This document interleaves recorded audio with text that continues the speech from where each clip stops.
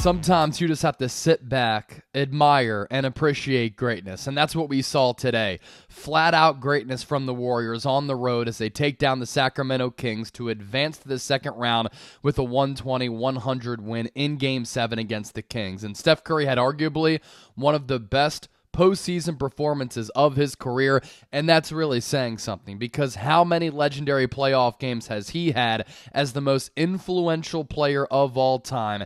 And as a guy who at 35 years old continues to defy Father Time and put forward special performance after special performance, putting the Warriors on his back. Let's break it all down here on Golden State Warriors today. I'm Chase Sr. Make sure you subscribe to the show, because now the Warriors are taking on the Los Angeles Lakers in the second round of the playoffs in what is going to be a fantastic series. So many storylines. LeBron James against Steph Curry, given their history of playing against one another in the NBA Finals. Now they meet in the Western Conference Finals for the first time, and we have a great sub-battle going on between Warriors today and the Lakers Report, both approaching 50,000 subscribers. So, back when the Warriors were down 2-0, I had told you, this series was not over, and we're talking about a core that's won 4 NBA championships. They could very well go back-to-back this year, because I believe the Western Conference is wide open, and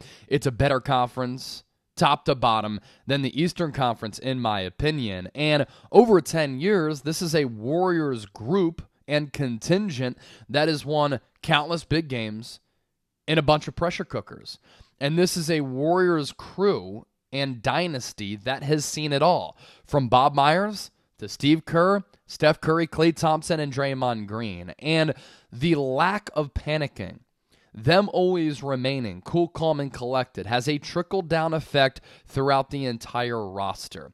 When other players who are youngsters, like a Jordan Poole or other players on this team, see that when the squad is down 2-0 and there isn't an ounce of worry or panic from the top three in Steph, Klay, Draymond Green, that makes everybody calm down to a certain degree. And when they were down 2-0 to a Kings team that's faster, that's athletic, more spry, they were giving the Warriors trouble offensively because of De'Aaron Fox going off and all the different options that they had.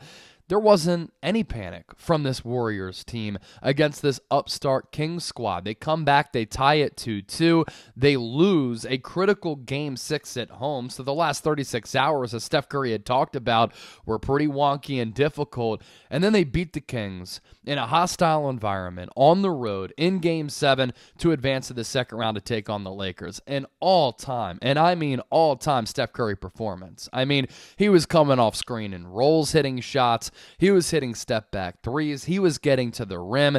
He was hitting these ridiculous floaters amongst the trees and in traffic. Nobody could really stop him. And the unsung hero was Kevon Looney. Now, if you're pumped up about this Warriors win, show me by hitting that thumbs up icon and liking the video right now. With Kevon Looney, the unsung hero.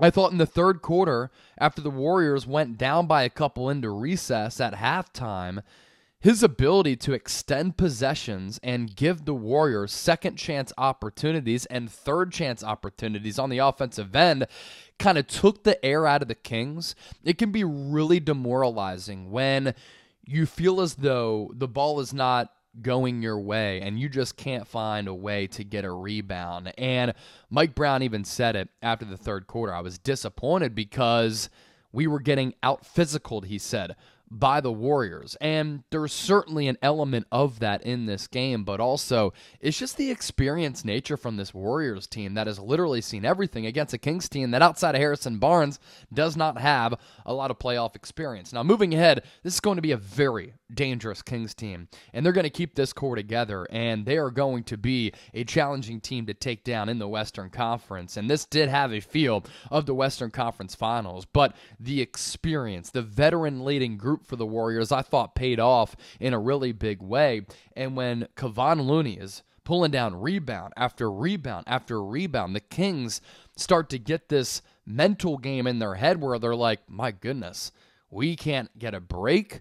and then they feel as though momentum isn't in their favor. Now with Steph, 38 shot attempts in this game. That is a career high in the playoffs for a guy who's played in a bevy of playoff games, hit dagger after dagger, leaving the Kings shook, and then putting Kings fans in shambles. And for Looney, in this series, look, he's the ultimate glue guy. He's not a guy who plays this, really attractive style of basketball. He's just a grinder. Played 82 games in the regular season, and in this playoff series, he was massive.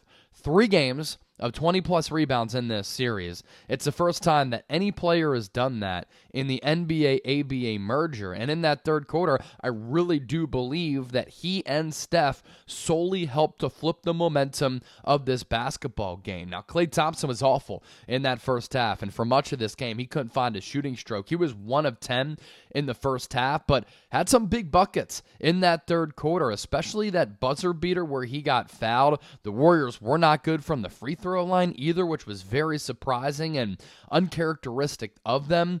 But with Kevon Looney pulling down those rebounds and Steph Curry hitting shot after shot, that's really what allowed Golden State to outscore Sacramento 64-32 in the second half. The Warriors were atrocious on the road all year. They had kept telling everybody, look, we're going to be okay. Let us get back Andrew Wiggins. Let's implement Gary Payton II into this rotation. He's been injured. Once we get those two back, we're going to become a more acclimated basketball team with a little bit more continuity. Just please give us time.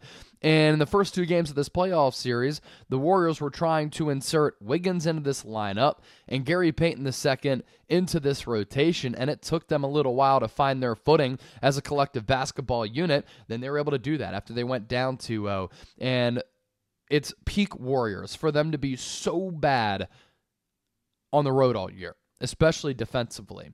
And then when they needed to rise up to the occasion, when they needed to play lockdown defense, when they knew that their season was on the line and they were on the brink of elimination, they outscored the Kings 64 to, I think, 32 or 42 in that second half. Now we get a Western Conference semifinal between LeBron James and Steph Curry, 2 of the greatest players of all time. LeBron might be the greatest player of this generation, and Steph Curry might be the greatest player of this generation too. They've flipped and flopped, and they've gone back and forth on this seesaw, of that honor.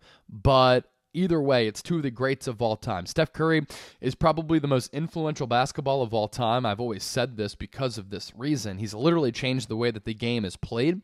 He's changed the way that the game is scouted. He has changed the way that players are developed. And stylistically, Steph Curry has his fingerprints all across the style of basketball, not just at the NBA level, but at all levels, right? And that's why I think that Steph is the most influential basketball player of all time, because who has had an impact on the game like him, right? And then for LeBron James, he has 4 NBA championships, 2 with the Heat, 1 with the Cavs. He's looking for that 5th. That 5th gets him closer to Jordan at 6. Steph Curry has his 4 championships. If he gets 5, is he then considered the best player of this generation? And for LeBron, he's been getting it done since the early 2000s. It's wild the longevity that we have seen throughout his career, and now they both link up in this series, which begins on Tuesday night. We'll be doing some watch parties for it with an opportunity to make it to the Western Conference Finals to take on the winner of the Denver Nuggets and Phoenix Suns. The Nuggets getting game 1 in that series. Had to hop on the mic real quick to break this game down. Unbelievable effort from Steph Curry. An all-time, and I mean all-time performance. 38 shot attempts, and he still had 50 points. Most shot attempts for him ever in a playoff game. And then Kevon Looney, 20-plus rebounds, which gave the Warriors second-chance opportunities, which they then converted into second-chance points. And they hand Sacramento yet another devastating blow for a team that hadn't made it to the playoffs in about 2 decades. And the last time they played into Game 7, that infamous one where there were some questionable calls from the referees against the Los Angeles Lakers when they had Kobe and Shaq back in the day, also in the early 2000s. Don't forget to subscribe to the show. It's a great time to subscribe, right? If you ain't subscribed, you ain't alive. And if you ain't alive for this second-round series and you're not alive after what you just witnessed from Steph Curry, man, something might be wrong with you. But what this means is if you do subscribe, we get to continue to talk about some Warriors playoff basketball and at least another series here on the show.